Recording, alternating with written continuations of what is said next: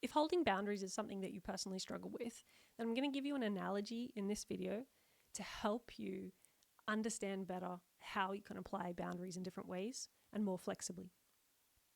So the analogy that I'm going to use has to do with the sun. We all know that the sun's UV rays can be damaging to our skin, but there are multiple ways that we can create a boundary or protect ourselves from that. We can choose to wear sunscreen, put on a hat and a long sleeve shirt.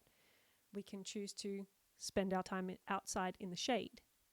We can choose to only go outside during the hours that we know that the sun's rays aren't as damaging.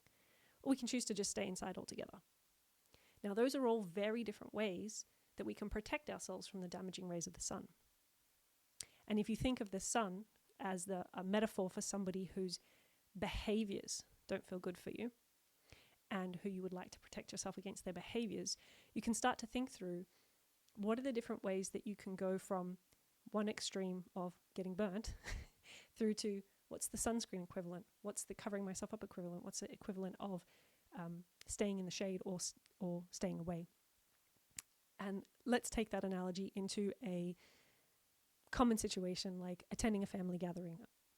There's somebody that's going to be there that you know that you aren't comfortable with the way that they speak to you. And maybe the way that they speak to you changes as they start drinking. So you can choose to attend the event up until the time that the drinks start flowing and then leave early. Or you can create distance from that person and yourself by spending time with other people. Or you can choose not to go at all. And you can also choose in the conversation to hold boundaries with your words. I don't feel like talking about that with you right now, thank you. And then not saying anything else. And so, or I don't appreciate being spoken to in that way. I'm not going to continue this conversation. I'm going to walk over there. Please don't follow me. There are many varied ways that you can hold a boundary, and they can be gentle and playful, like, I don't really feel like talking about that. Tell me more about what's going on with you. And there are very strong ways that you can hold boundaries with your words as well. Those are all things that we'll cover in other videos.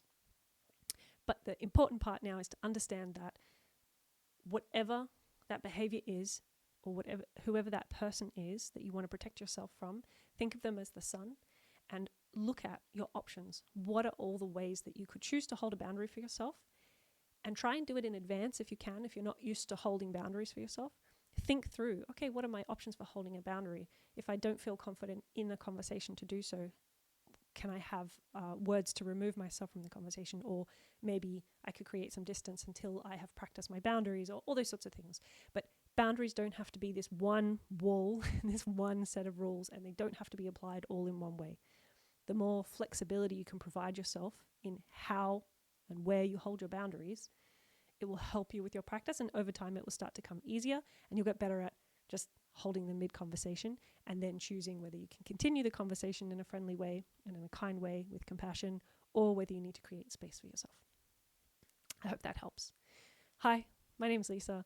I'm a mum of two, an information scientist. I'm a reparenting coach and a parenting coach. And if you're doing the work on yourself to improve your relationships and to protect yourself from behaviors that no longer serve you and your best self, then click the subscribe button. I'm putting out videos quite regularly, and if you're interested to go deeper, there's some links down below the video as well, where there's some free resources to help you build up your boundaries and reparent yourself and your inner child. I hope to see you in the next video.